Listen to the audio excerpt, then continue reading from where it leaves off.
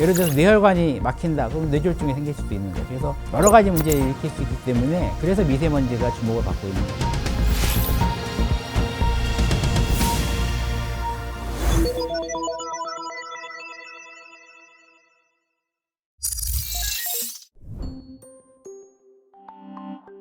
미세먼지 어떤 영향을 미치나요? 우리가 이제 옛날에는 황사라고 그랬어요. 근데 그게 한 10년 전부터 이 황사란 말이 없어지고 미세먼지로 바뀌었죠. 그리고 초미세먼지라는 게 나오고.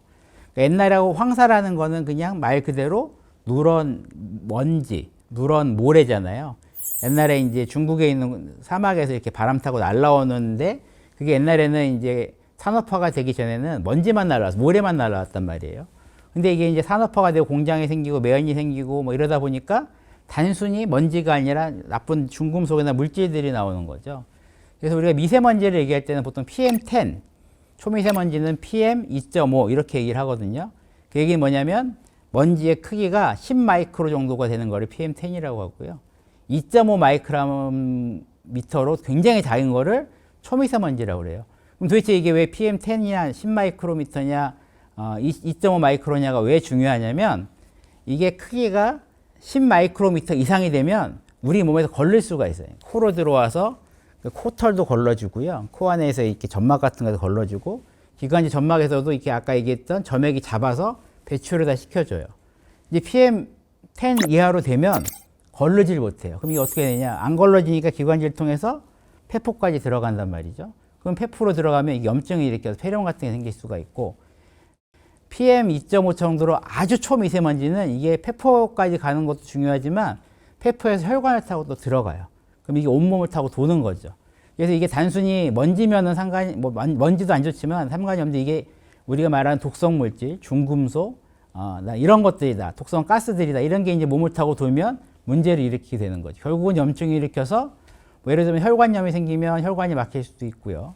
폐에 염증이 생기면 폐렴이 될 수도 있고 기관지 염증이 기관염이 될 수도 있고 예를 들어서 뇌혈관이 막힌다 그러면 뇌졸중이 생길 수도 있는 거죠. 그래서 여러 가지 문제를 일으킬 수 있기 때문에 그래서 미세먼지가 주목을 받고 있는 겁니다. 미세먼지 실내는 안전한가요? 그래서 우리가 보통 이제 미세먼지 그러면 이제 실외 미세먼지만 생각을 하는데요. 실내 미세먼지도 굉장히 영향을 많이 미치죠. 그 중에서도 우리가 가장 문제가 된다고 얘기하는 건 조리휴미라고 그래서 조리할 때 나오는 연기 이런 게 이제 미세먼지의 주범이라고 이제 얘기를 하고 있어요. 그래서 아직까지 명확하게 밝혀지지는 않았지만 통계를 보면 특히 중국에서 나온 논문인데 중국 요리는 다 볶고 굽고 튀기고 하는 음식이잖아요. 중국 요리하는 요리사들이 일반인에 비해서 폐암 발생률이 높더라 뭐 이런 얘기가 있고요. 또 하나는 이제 폐암 통계를 내보면 옛날에는 담배 피는 사람이 폐암이 많이 생긴다고 그랬는데 요즘 통계 내보면 담배를 안 피는 중년 여성에서 폐암이 많이 발생을 한다. 뭐 이런 통계가 있어요. 명확하진 않지만 그것도 일종의 여자분들이 주방에서 일을 많이 하니까 이런 조리휴미 문제가 되지 않을까라고 생각을 하시는 거고.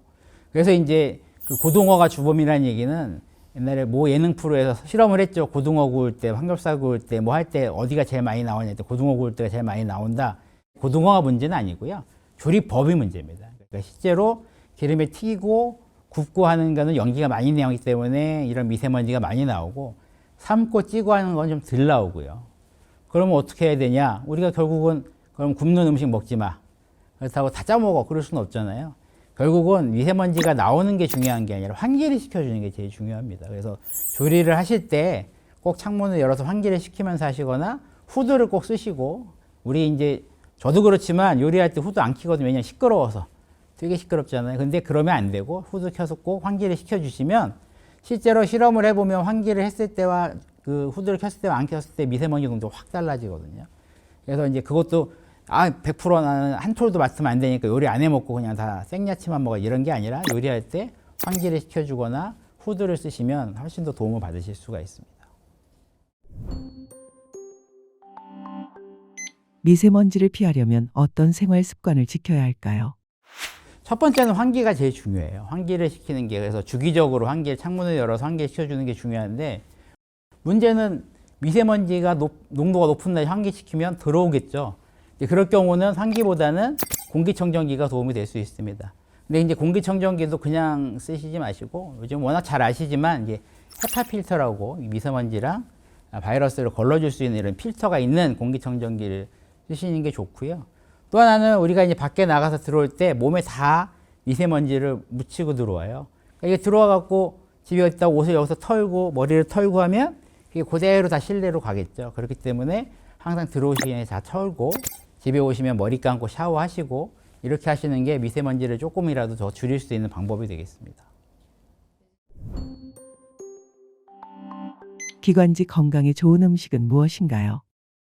흔히 뭐 예를 들어서 기관지는 안 좋을 때 뭐 도라지, 인삼, 뭐 이런 거 먹으라고 하잖아요. 그거에 뭐냐면 결국은 다 항산화 물질이에요. 그러니까 항염증 물질이고 염증에 도움을 주는 거죠. 그래서 우리가 결국에는 미세먼지가 들어가든 무슨 뭐 염증이 생기든 폐렴이 생기든 하는 게 다 염증의 문제이기 때문에 염증을 가라앉혀 줄 수 있는 효과가 있다 그러면 도움을 받을 수는 있죠.